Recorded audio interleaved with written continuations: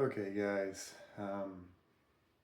This will be, I guess, the third part talking about grief. Um, I'm filming this on a Friday, um, just a couple days before the anniversary of my son's death. So it's already been a tough day. It's very early in the morning. You can tell behind me it's dark outside. Um, hadn't been able to sleep too well the past couple nights. Or, well, no, I take that back. I'm sleeping well. I'm just not sleeping very long. Um, and I'm sure that's part of it. Um, the other way this has kind of affected me as we've gotten closer is, I was kind of getting pretty far along in my training cycle with weights and different things. And so it's kind of time for a deload anyway, but I think that extra stress of knowing this anniversary was coming contributed to that. And I do notice when I don't work out, sometimes I don't sleep as much because I don't have that same physical exertion during the day. Um, but it's not a huge difference, but it's noticeable. And so yeah, this kind of mental, emotional, psychological stress, it definitely has a role or plays a role, has an impact. Um, and I mean, things are just hard. That's just the way it is when you lose someone. I wish I could tell you there's a way to make it easy, but there's not a way to make it easy. I remember one patient actually had lost her husband, and it had been about a year. And then one of her friends told her that it had been a year and she just needed to get over it. And I remember even telling her then, because this was many, many years ago, and I just said, I don't think it works that way. I don't think you get over it. Um, I do think time helps. It makes things a little bit easier. Things aren't quite as painful. The emotions aren't quite as strong. Um, but I think I've said this before. They're always there. It's just the magnitude of them can change. Um, at least that's how I feel. So yeah, I mean, I'm not sure if everyone who experiences grief is going to feel that way, but I'm trying to share mine. So I'm sorry if sometimes it comes across something like this is how it goes for everybody. It's going to be different for everybody. Um, I know I went ahead and did my walk too earlier, and it just, well, I guess let me back up a little bit. Like I said, I'm filming this on a Friday, and it's close to his anniversary date of his passing, and I found him on a Friday, so that's why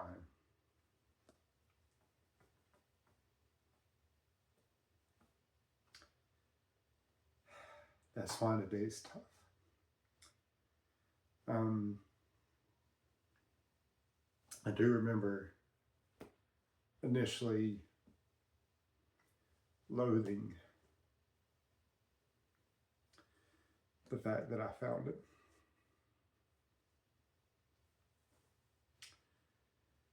but after, I don't know, a few days, couple weeks, I didn't anymore. Um, there's obviously I wish this never would have happened, wouldn't be going through this. But the one bright spot, one kind of blessing from being the one who found him is it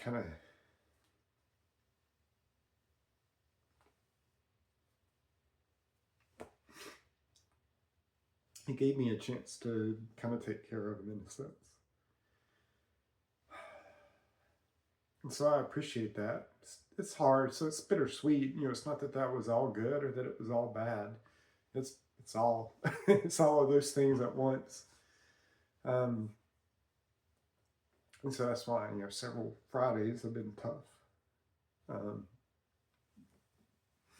and I mean, this morning, like during the walk, was just this pain around your heart, around my heart, and like I've said before, when things kind of hit, you got to deal with them. And so I'm just walking and start crying, kind of bawling my eyes out. normally I have to stop and bend over or go down to a knee, something. But today I was able to keep walking. I don't know how long I cried for. It wasn't that long. Um, but I mean, afterwards, it's not that that pain's gone, but it's 95% better after crying. Um, and so, we just we have to go through those things. We have to, with stress, we have to complete the cycle. And I mean, this is definitely a stress. And so crying and kind of getting that out helped to complete that cycle. And I think that's why it help me to feel a whole lot better.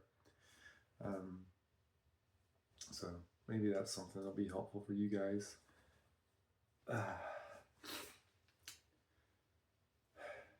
One other thing, this is something my wife and I, well, we stole it from other leaders of Grief Share.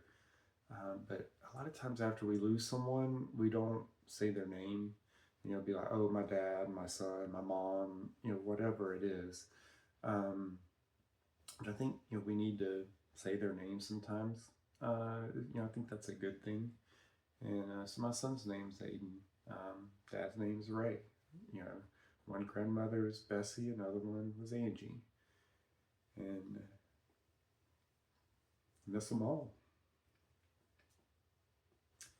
And I think that's part of the reason why that pain's always there. I think sometimes we want it to go away, but we don't want the memories to go away at the same time. And, we love these people. And so, they were important, they were valuable. I think that's why it hurts so much. And that's why there's that emotion, there's that pain that's always there. Just, it's always there. It's something that just never goes away completely. And I think as you get some time in between, it's kind of sweet to have that. Whereas initially it's painful, it hurts. Um, it's just bitter. But later on, there is some sweetness to it, at least in my case.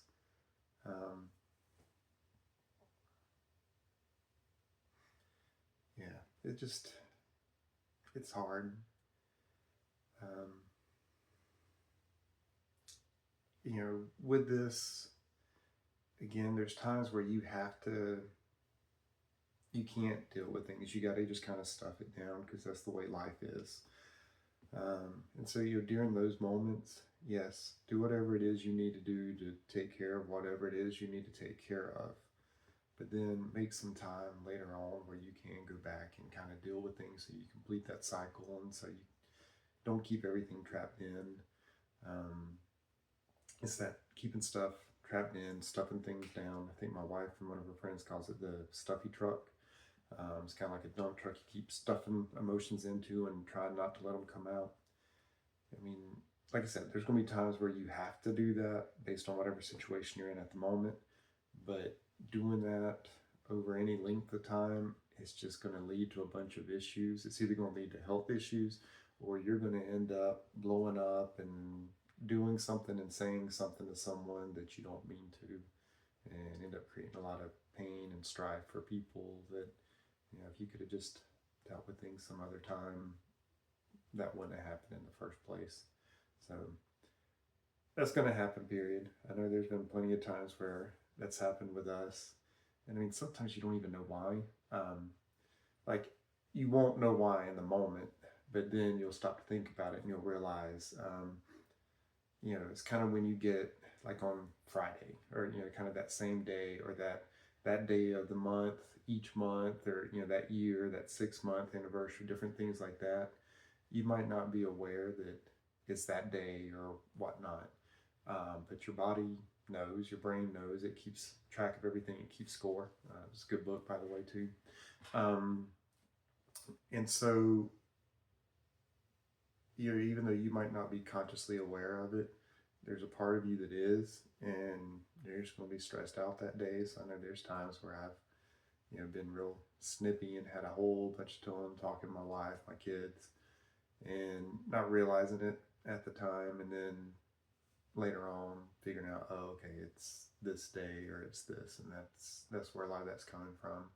And so when that happens, because it's going to happen to all of us, no matter how much we try for it not to, just go apologize to people. Let them know. Be open and honest. Like, look, I didn't realize this is what was going on. I'm just more on edge, and I'm sorry. That was me. And that kind of brings me to another thing I was thinking about. That there's going to be some character traits or I don't know personality traits from your loved one that irritated you, and you're probably going to be happy that some of those things you don't have to deal with anymore. And a lot of people will feel guilty for that, but that's normal. We don't.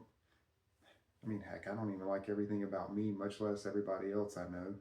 And I guarantee you, there's people that like a whole lot less about me than I do. So I probably like even more things than they do. So that's normal. But it is funny too that some of the things that irritated you are going to be some of the things you miss the most as well. Um, I remember with Aiden, there's a lot of times where, like, if he called, it was just real hard to get off the phone with him, and man, it would irritate me in those moments, and um, but now I miss some of those, and I miss those phone calls.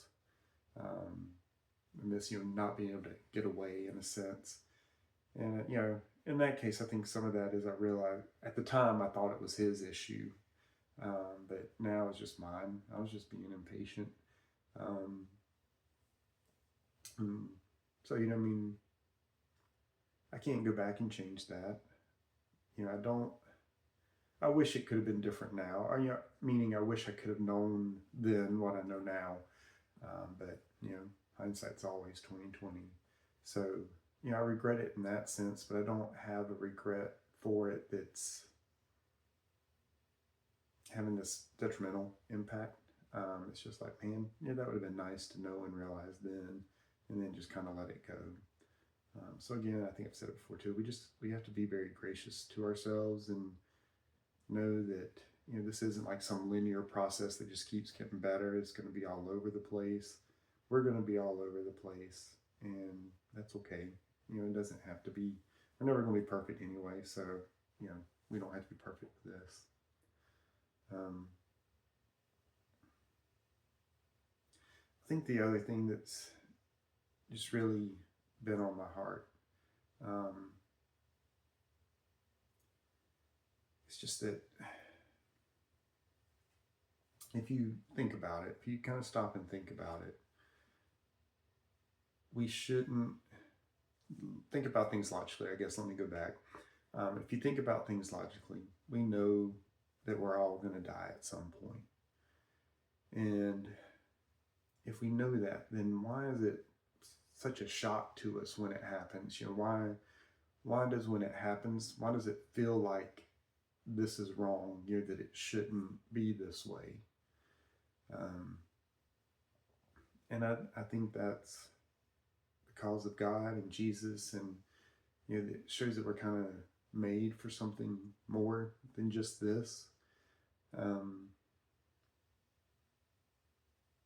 Because otherwise it shouldn't. We know it's going to happen, so I don't know. There should always be no emotion with it. Of course, my wife tells me my brain works differently than everybody else, and I don't tend to have all the emotions all the time anyway. So maybe that's just me, but it's something I've thought about. But I think there's just like this little piece of heaven on all our hearts, and that's why when this happens, it just doesn't seem right. It doesn't seem like the way it was meant to be. And one of the things that was helpful, or one of the things that's helpful with all of this, with that, and just with having belief and having faith, is that there is hope. This is a dark time. There's no doubt, and it's going to be a dark time, but there's hope. At first, with him passing away just a few days before Christmas, it's like, is every Christmas just going to be careable now. So, I mean, I kind of wish timing could have been different in some ways, but in other ways, I think the timing will be a good thing. That, we're going to have to deal with the anniversary before Christmas, and that's going to be something we deal with every year. But we do have this kind of hope right after that, with Christmas being there. And so I do think in some ways it's going to be a blessing that, we have this really dark time, but then almost immediately after we have this very hopeful time and, wonderful time. And, I'm not sure exactly what that's going to look like. We had different family traditions that we did. We might keep everything the same. We might change things. We're going to have to kind of see. And so, if you need to change things up. Again, we're not going to be perfect, so we're not going to get it perfect the first time, or maybe the first, 10 times. But we can, just kind of see how things go. And so, right now, I'm not looking forward to the anniversary date, but I actually am looking forward to Christmas. Thanksgiving just passed not too long ago, and it was a lot better than I expected. I expected it to be a whole lot worse because, it was the last big holiday we had with them. But it wasn't too bad. It was actually good. So yeah, it was better than not too bad. But yeah, I think having that hope makes a big difference. And I don't know who got it for us, but it was one of our friends got it for us, and I'll try to put the picture at the end of this, and maybe have it posted on, Facebook and Instagram too. But it's been helpful for us. Like I said, this is a dark time, but with the hope that we have, light is stronger than the dark.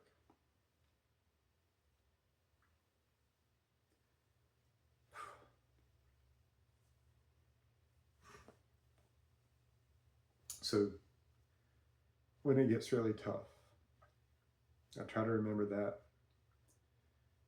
and it can help. It has helped many times, so I hope it can help you guys too. So I hope you all have a wonderful Christmas, have happy holidays, and again, if there's anything I can do to help you out, just let me know.